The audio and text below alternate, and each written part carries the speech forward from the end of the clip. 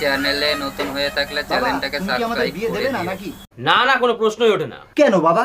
পাড়া প্রতিবেশী থেকে শুরু করে সবাই আমাকে বলছে যে তোর বিয়ে কবে বিয়ে কবে, এমনকি মন্দিরে পুরোই তো রেডি।